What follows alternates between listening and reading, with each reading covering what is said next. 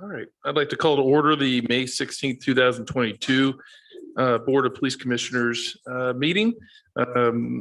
Members in attendance, we have Commissioner Garrett, Commissioner Vargo, and Commissioner Collins, along with President Culp.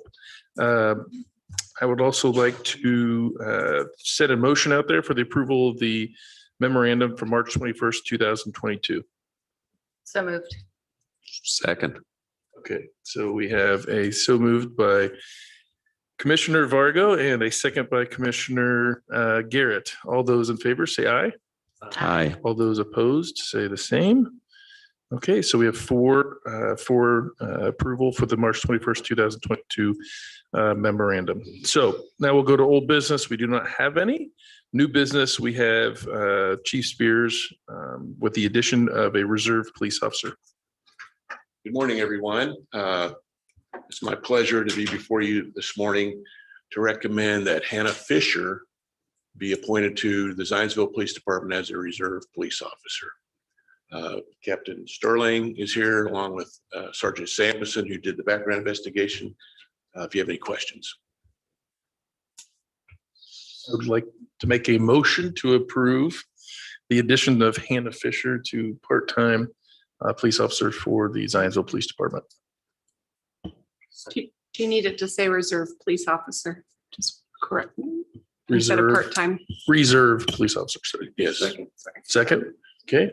We have a second by Commissioner Collins. So we will approve Hannah Fisher for being part of the. We got to vote. Okay. God, you guys are coming. I'm going as slow as I can. So you can't make your 10 o'clock meeting. So to approve Hannah Fisher as a reserve for the Zionsville Police Department, all those in favor say aye. Aye. All those opposed? There would be no opposed, so 4-0. So welcome, Hannah Fisher. Thank you, sir. We have two other matters we'd just like to give you brief updates on. The first is our accreditation process, and followed by our teen academy, which will begin here just in a few weeks. Drake?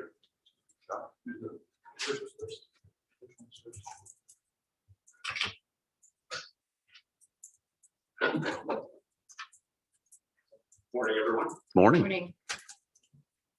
So as y'all know, we started our process for accreditation through CALIA in April of 2020. We enrolled. We spent majority of 2020 and 2021 just evaluating, doing an analysis of policies, procedures, getting everything in line with those standards, and then getting everything in writing in the policies and procedures. We spent 2021 collecting proofs of that once we got all that in place, which is case reports, photos, news articles, anything to show that we're actually doing the things that we have on paper in policy and in procedure. When we felt comfortable with that, felt we had the year's worth of proofs, we applied to have our initial assessment through CALIA. We applied for that in November of 2021, and they planned these things out pretty far in advance. So they gave us a scheduled review for April 28th through May 7th. We had a mock assessment by some of our colleagues just to get us ready to make sure that we had everything in line before we had the official review. We did complete the official review May 6th, and that was completed by two former chiefs that worked for CALIA, one from Ohio, one from North Carolina. They reviewed 180 CALIA standards that we're expected to abide by and comply with. We were found in compliance with 161 of those, and then 19 of them were not applicable by function. Just certain things we don't do, like one that comes to mind is a holding facility. We don't have that, so those standards weren't applicable. So we came through, no issues. The next step is going to be the virtual on-site, which would typically be an actual in-person on-site. But with COVID, they started doing a virtual format and then kind of a hybrid. They found some benefits to that, and CALIA has decided to continue that for our assessment cycle. So it'll look a little different, but June 6th and 7th, we'll have two assessors, both current chiefs that work for CALIA.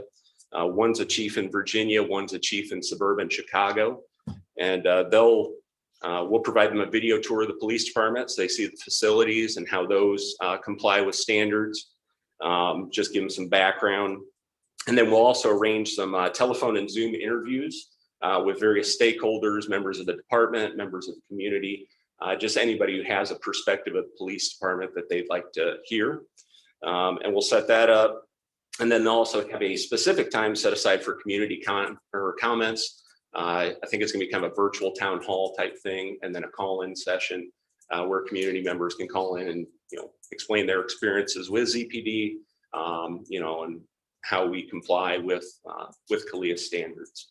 So when they conclude that, they'll have an exit briefing with Chief Spears, myself, and then command staff, and discuss the next steps. Report will be completed, and it'll be presented to the CALEA Commission at the next conference in fall of this year. So November 16th through the 19th in St. Louis, Missouri is where we'll actually be reviewed. And by where it's looking like, we'll receive our accreditation there. And after that, we start a 4-year cycle where you do it all over again every 4 years. And they continually review your compliance. So getting kind of close to the end of this long journey, but as the CALEA people have told me, since it's got that reassessment cycle, it's going to be a continuous journey, not really a destination to arrive at. So the work will continue, but I think feel pretty good about our progress, and we're set to be about 6 months ahead of what they typically quote you for an assessment cycle. They usually say about 36 months for that initial assessment, and I think we're going to do it just right around 2.5 years. So happy to answer any questions. I can keep this as brief as you want, or if you have questions, I'm happy to answer them too. Okay. All right. Thank you very much. Thank you, Josh. I want to publicly thank and commend Josh for the work he's done in this. It's a tremendous amount of work in this accreditation process, and he's just done a wonderful job and represents us extremely well. I think I've told you this before, there are about 450 police agencies in Indiana. Less than 20 of them are accredited, and we'll be the first one in Boone County to be accredited. And honestly, Josh has done most of this work, so really appreciate it. Thank you, Josh. And it's going to be a very nice accomplishment for not just the police department, but for the town of Zionsville. Chief, does accreditation get us access to any sort of different levels of grants by being an accredited? That's a good question. Agency? I don't know that it formally gives you any leg up, but it's certainly clearly something to build into your grant application.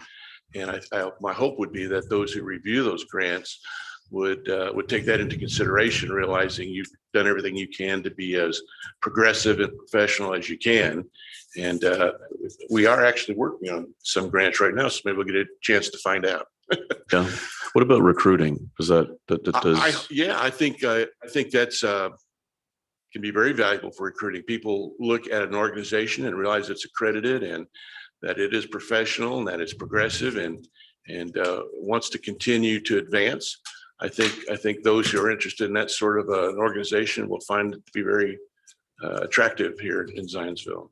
I would encourage you to promote that, especially as people are starting their careers or even lateral transfers, because I think being a part of a accredited agency is a good thing on their own personal resume as well. I agree with you. So through the grant application process, are you just able to say that you're filing for this now, since we haven't completed the assessment? I think we can say very honestly that we are in the midst of working towards accreditation, and that we're on schedule to receive accreditation in November of this year. Okay. And then after November, obviously, we'll be able to say we are accredited. Drake's going to talk real quickly. Are you going to talk about the teen academies? Drake's going to talk about that. But before I do that, Hannah Fisher, stand and take a bow. This is Congratulations. Welcome. Welcome. We're glad you're here, and look forward to swearing you in here in a few minutes. Drake.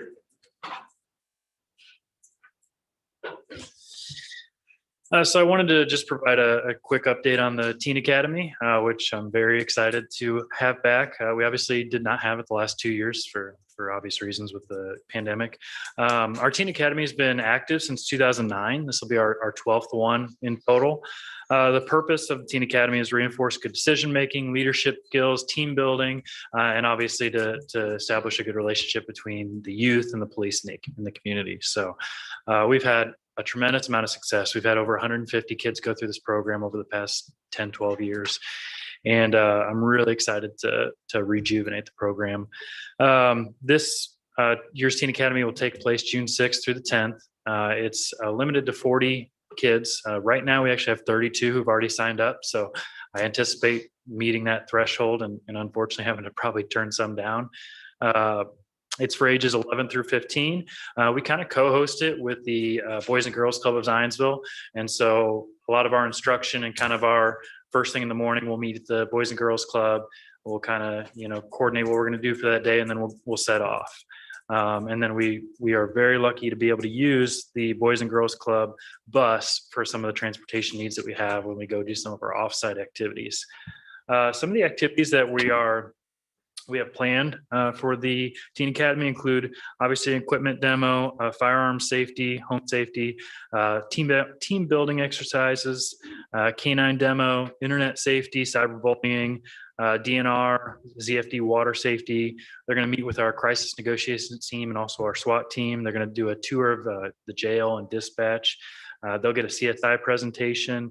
They'll do Squad Olympics, driver's ed simulator. And then they're also going to do an offsite visit at the IMPD bike patrol headquarters, where they're going to actually get to do some of the bike stuff that the officers down there do.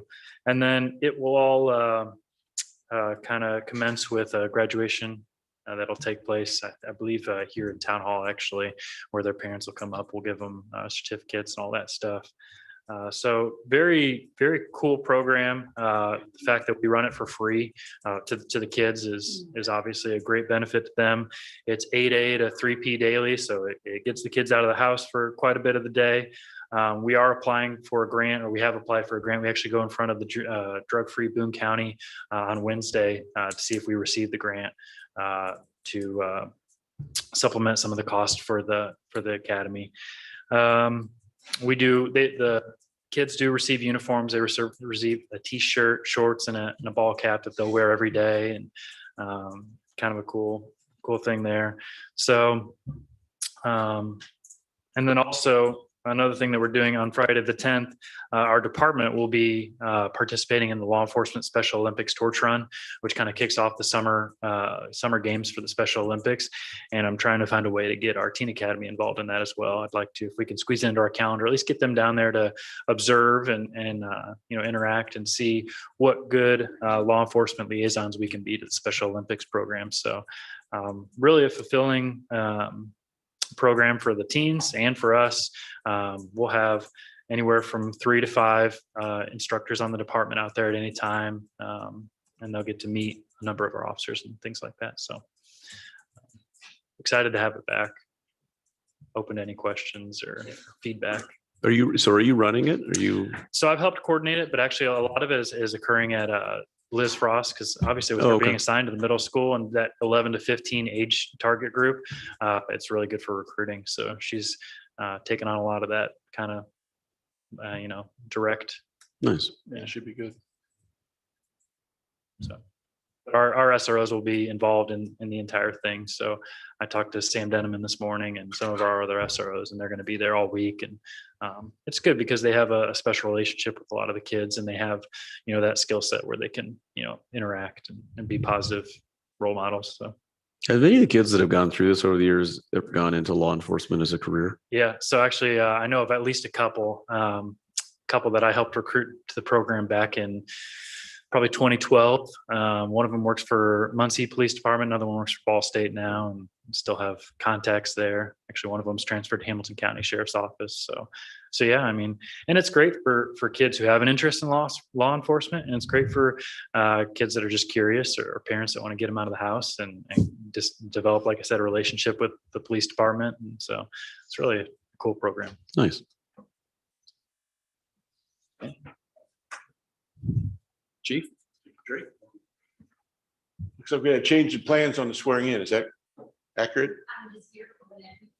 I'll tell you what, we're ready. So we'll swear her in right here.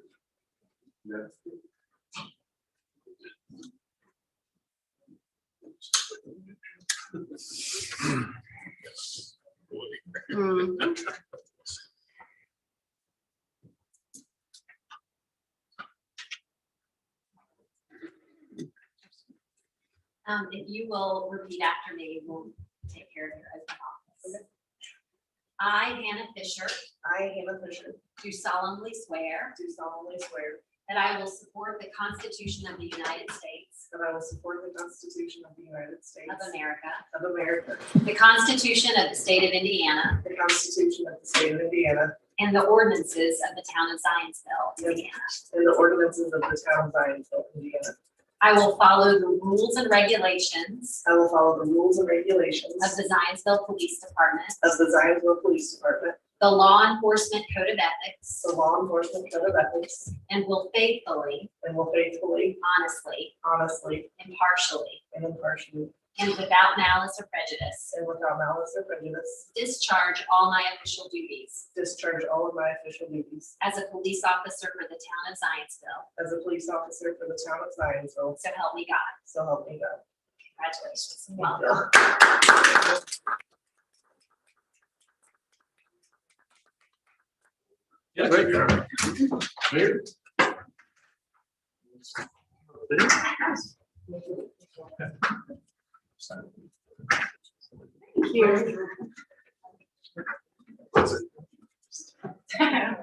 Just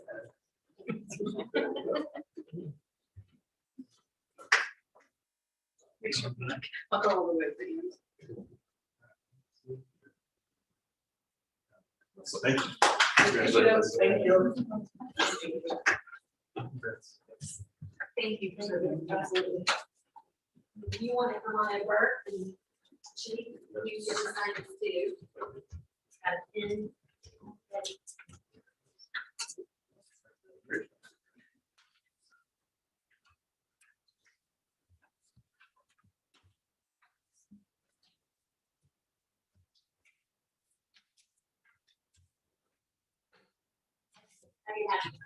Thank you.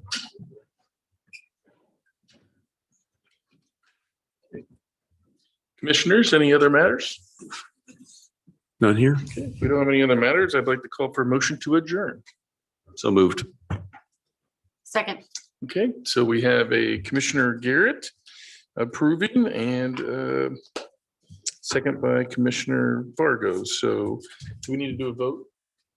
Yes. Okay, so a vote to adjourn. Those in favor, say aye. Aye. Those opposed, say the same. We have 4-0 to adjourn. The next regular Board of Police Commissioners meeting is scheduled for June 21st, 2022 at 9 a.m. Or upon the conclusion of the town council meeting. Thank you.